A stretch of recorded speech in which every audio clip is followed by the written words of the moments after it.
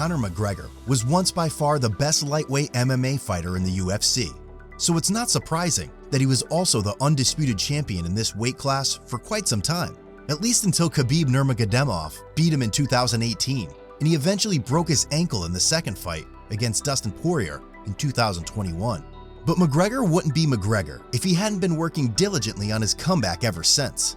And we must admit, Conor McGregor is in extremely impressive shape at the moment. For comparison, at his fight against Khabib, he weighed only 145 pounds, and now he weighs about 190 pounds at the height of 5'9". That means he would currently no longer be fighting in the lightweight, but rather in the middleweight or even light heavyweight division. Conor McGregor versus Alex Pereira or Jiri Prochazka, we so want to watch that. But how did Conor McGregor manage to gain about 45 pounds in just 1 year? Probably with the help of steroids. At least that's what many fans and experts think, who also point out that Conor McGregor hasn't been tested for drugs for over a year. And many people are critical about that. After all, the Notorious still has a contract with the UFC and would therefore have to undergo regular doping tests. But neither the UFC nor Conor McGregor seem to have made any attempts to comply with this recently. Where did we get this information?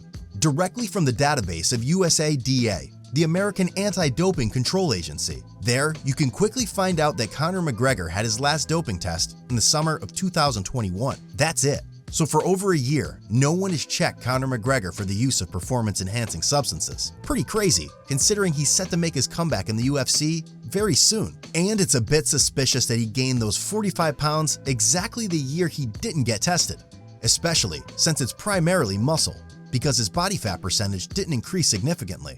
What's more, Conor McGregor is the only UFC fighter on the active roster who wasn't tested once for steroids in 2022.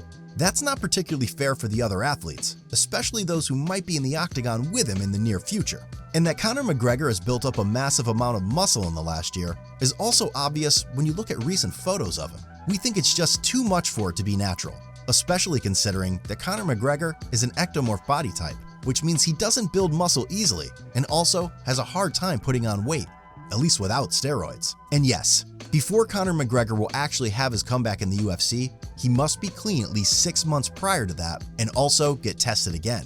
The fact that he is probably currently juicing is still somewhat problematic though, because he can flush the substances out of his body quickly, but many of the benefits still remain, such as increased bone density and also some muscle mass. Steroids, growth hormones, and SARMs just have that effect. Anyway, we're already curious about Conor McGregor's appearance in the UFC and especially in which weight class he will fight and who he will fight in the octagon. Then we will also find out to what extent his savage physique and his obvious steroid abuse will actually be an advantage. That's it again for today. If you liked our video, share it with your friends.